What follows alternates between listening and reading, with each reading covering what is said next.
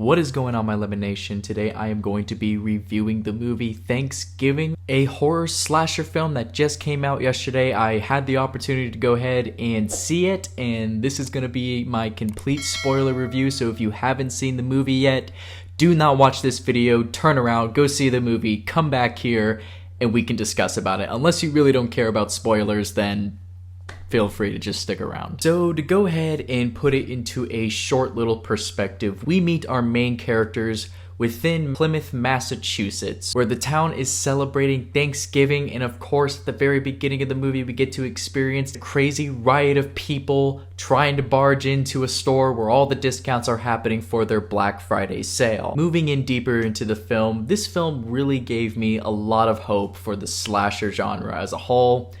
Looking at it from this perspective, you have a lot of lovable aspects to this film that really gave so much show and class. It felt like you're watching a classic horror film. For some reason, when I was watching this film, I felt the presence of like Wes Craven in a way. It was very well done. Eli Roth, who is the director of this film, he was actually Sergeant Donnie, I believe, in Inglourious Basterds, and it's really cool seeing actors take up the mantle of director and kind of showcasing what they've learned throughout their entire careers within the film industry as an actor. So the mask of this serial killer is the John Carver mask. Again, this being in Plymouth, Massachusetts, we follow our main characters trying to investigate throughout the film and figure out who the killer is behind the John Carver mask, also known as the Carver. So to kind of put it in and this is off script, I am not scripting this is just a pure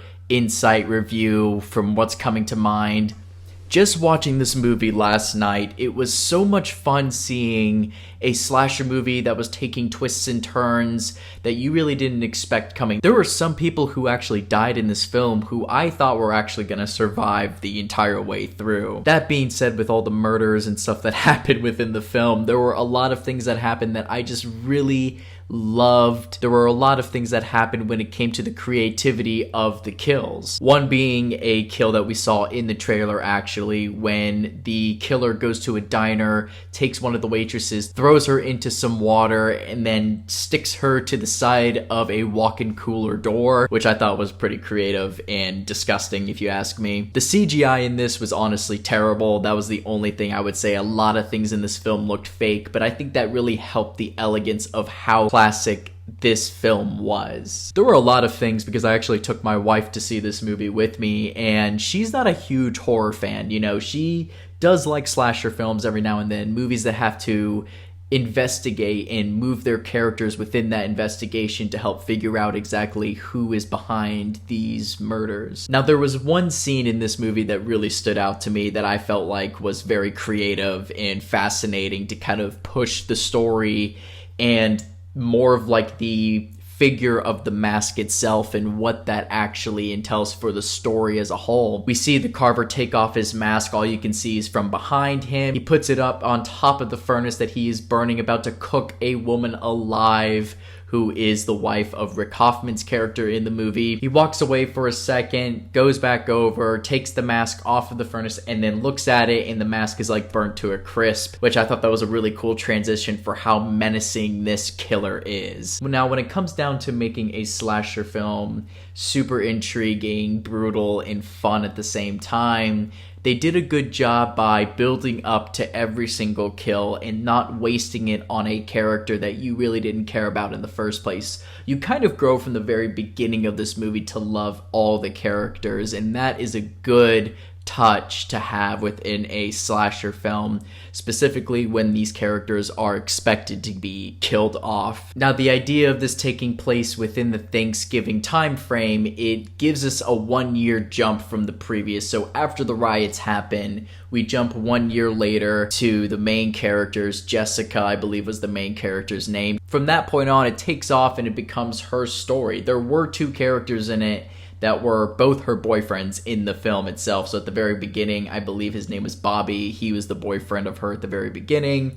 And then we have Ryan. He was kind of that guy who wanted to get into that relationship with this one chick that he's just completely obsessed with. Basically that crazed ex-boyfriend that most women have from high school who just wouldn't let them go. I can tell that this film was supposed to be very, very dark, but when you go to see it in the theater, it's almost like from the trailer to the actual theatrical release, they adjusted a lot of the color grading. This kind of lifted the spirits up of it, made it a little bit more light with a lot of grayish tone to it, which I absolutely love that kind of tone. It's like a gray, bluish tone to the film, and that really helped create a fun, cold fall atmosphere. But that color grade really helped kind of create the theme of the movie, which really brought it to a fun perspective on the fact that they're trying to make this a horror film. Moving in towards the end of the film, because I want you guys to be able to see this film for yourself, and then I'm going to go ahead and rate the film on an IMDb scale and my own Lemon scale as well. Now,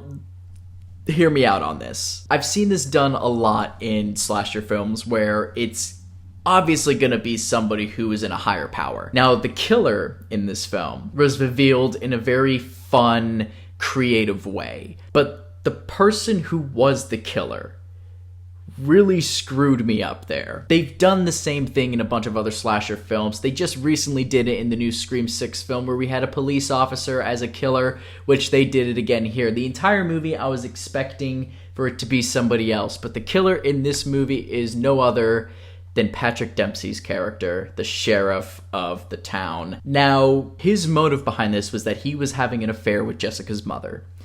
He was in love with her, and she ended up being killed at the beginning of the movie. This setting up the motive for the killer and why he's coming after all the people who were there at the Thanksgiving dinner at the very beginning. Now, again, it was a very generic, typical motive for someone to have. Nothing that felt strong enough to kind of push the limits to what he went through to terrorize Plymouth. I don't 100% see him as a psychopath. I don't see this really making a turn in a way where it should have worked for this particular film, and honestly, it didn't work as well as I think it should have. I wanted there to be a lot more depth behind why these murders were happening, and maybe the murderer could have done something more like he is not just going after them because of that whole situation, but because he wants to be kind of like the new John Carver. This would have made it a little bit more elevated for the backstory of the town and what the whole concept was when it was originally brought to us here in the United States, and that whole history aspect of it would have been fascinating to kind of input into the story somewhere, and it wouldn't have felt off-key. It would have felt a lot more secure with how the story was progressing. It felt like the ending was rushed in a lot of different ways, but I did enjoy how these characters were able to develop their background in a way that felt right and not cheesy. I love it in a horror film where they kind of jump at you with certain camera movements and jolts and stuff, especially when you have a psychopath. I love the way that the Carver moves when he's in the costume. The way he moves is very sinister, and the camera's being put in places where it feels like he's bigger than you, which of course in the movie he's supposed to be kind of bigger than everybody else. He's that psychopath who's super strong and willing to do whatever it takes to get what he needs and what he wants out of this. I honestly really enjoyed this film. I thought that they really did a good job with creating a new type of horror slasher film that felt like it was its own movie. It didn't feel like it was a copycat of anything else other than the motive and the ending of it, which again, the whole revenge thing because you killed someone I love just isn't strong enough anymore. I think Hollywood really needs to come up with better ideas when it comes to a psychopath's motive to why they're doing this. And it would have been a lot more fascinating if there were two killers in it, but that's just me. I'm gonna go ahead and rate this film on IMDb a 6.5, and on a lemon scale, I'm gonna give this 6.5 lemons. Thank you so much for tuning into this. I really appreciate it. And if you guys like what you see, go ahead and hit that subscribe button,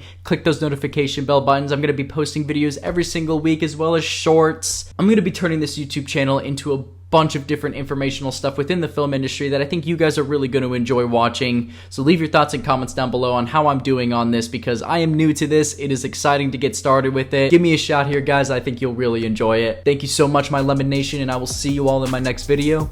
Peace out.